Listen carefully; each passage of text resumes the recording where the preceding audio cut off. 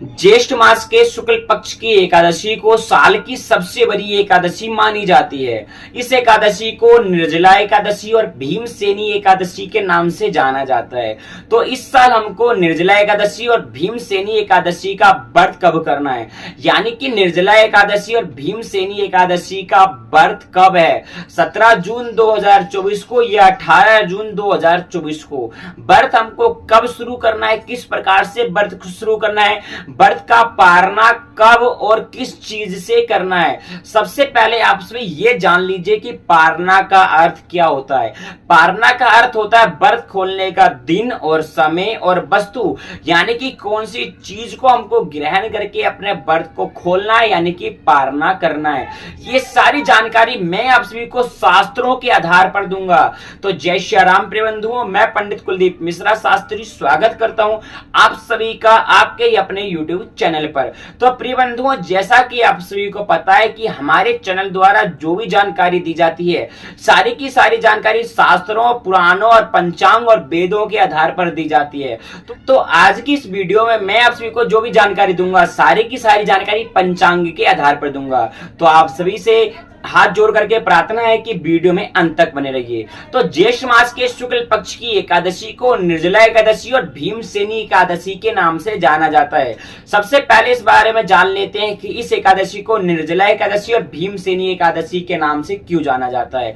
इस एकादशी को बिना जल का सेवन किए, यानी कि कहा जाए तो एक बूंद जल का सेवन बिना किए इस एकादशी का व्रत किया जाता है, इसलिए इस एकादशी को निर्जला एकादशी के नाम से जाना जाता है। साथ ही इस एकादशी को भीमसेनी एकादशी के नाम से भी बहुत लोग जानते हैं। भीमसेनी एकादशी भी इस एकादशी को कहा जाता है। उसका भी सबसे बड़ा कारण है, महाभारत के युद्ध के समय पर अर्जुन के भाई भीम ने भी युद्ध जीतने के लिए इस एकादशी का व्रत किया था, वो भी निर्जल रह करके बिना जल का सेवन किए। तो भगवान ने खुश होकर के उनको आशीर्वाद में यह वरदान दिया था कि इस एकादशी को भीमसेनी एकादशी के नाम से भी जाना जाएगा, क्योंकि तुमने इस एकादशी का व्रत बिना जल का सेवन किया है, इसलिए भीमसेनी एकादशी के नाम से भी इस एकादशी को जाना जाता है। अब बात करते हैं कि हमको एकादशी का व्रत कब करना है। तो ज्येष्ठ मास के शुक्ल पक्ष की एकादशी को निर्जला एकादशी और भीमसेनी एकादशी के नाम से जाना जाता है। ईश्वर एकादशी तिथि का आरंभ 17 जून 2024 सोमवार की सुबह 4:40 से हो जाएगा, जो कि अगले दिन यानी कि 18 जून 2024 मंगलवार की सुबह 6:25 पर एकादशी तिथि समाप्त हो जाएगी। द्वादशी युक्त शुद्ध हरिवासर जो एकादशी रहेगी वो 18 जून 2024 मंगलवार के दिन ही रहेगी। इसी दिन आप सभी भक्तजनों, माताओं और बहनों को एकादशी का व्रत धारण करना चाहिए, यानी कि एकादशी का व्रत करना चाहिए। अब आप सभी सोच रहे होंगे कि जो 17 जून की एकादशी है और जो 18 जून की एकादशी है, यह दोनों एकादशी तो सूर्योदय व्यापनी है। साथ ही जो 18 जून की एकादशी ये द्वादशी युक्त है और 17 जून की जो एकादशी है तो पूरे दिन भर एकादशी रहेगी, यानी कि कहा जाए तो दोनों की दोनों एकादशी सूर्योदय व्यापनी है। तो मैं आप सभी को 18 जून को एकादशी का व्रत करने के लिए क्यों कह रहा हूं, आप सभी के मन में ये बात पक्का चल रहा होगा, क्योंकि 17 जून को जो एकादशी ये पूरे दिन भर एकादशी रहेगी, तो उस दिन व्रत क्यों ना किया जाए। अगले दिन मैं व्रत करने के लिए क्यों कह रहा हूं, मैं 18 जून को इस व्रत को करने के लिए क्यों कह रहा हूं। तो इस बात का मैं आप सभी को पंचांग में से एग्जाम्पल देने जा रहा हूं, पंचांग के अंदर में से प्रमाण देने जा रहा हूं। अगर आप सभी के पास में दिवाकर पंचांग है तो दिवाकर पंचांग के पृष्ठ नंबर 22 में जाकर के हेडिंग नंबर यानी कि लाइन में 9 नंबर की लाइन में जाकर के आप सभी देखेंगे तो वहां पे आपको लिखा हुआ दिख जाएगा कि निर्जला एकादशी व्रत ज्येष्ठ शुक्ल पक्ष 18 जून। आइए मैं आप सभी को पंचांग के अंदर में से दिख करके बताता हूं। तो इस वर्ष ज्येष्ठ शुक्ल एकादशी पहले दिन षष्ठी खड्यात्मक यानी कि पूरा दिन 7 घड़ी है और दूसरे दिन भी एकादशी विद्यमान है, जो मैंने आपको शुरू में कहा हुआ पंचांग भी कह रहा है। 17 जून 2024 सोमवार को भी एकादशी है और 18 जून 2024 मंगलवार के दिन भी एकादशी है, यानी कि दूसरे दिन भी एकादशी विद्यमान है, पहले दिन भी एकादशी विद्यमान है। और जो दूसरे दिन की एकादशी है या द्वादशी 6 भी नहीं है, यानी कि दूसरे दिन की एकादशी जो है द्वादशी युक्त एकादशी है। अब पहले दिन की जो एकादशी है वो दशमी युक्त एकादशी है। तो ऐसी स्थिति में यदि द्वादशी का 6 भी नहीं है, यानी कि दूसरे दिन की जो एकादशी है ये द्वादशी युक्त है, तो ऐसी स्थिति में नारद के निम्न वाक्य नारद के निम्न वाक्य अनुसार सामर्थक और वैष्णव दोनों को उत्तरावर्ती द्वादशी युक्त शुद्ध एकादशी के दिन ही निर्जला एकादशी का व्रत करना चाहिए। यानी कि पंचांग भी कह रहा है कि 18 जून 2024 मंगलवार के दिन ही वैष्णव और सामर्थक दोनों को एकादशी का व्रत करना चाहिए, द्वादशी युक्त एकादशी का व्रत करना चाहिए। आप सभी को एक श्लोक के माध्यम से मैं समझाता हूं। संपूर्ण एकादशी यत्र प्रभाते पुनरेव सवेरे वो तारा कार्य परतो द्वादशी यदि।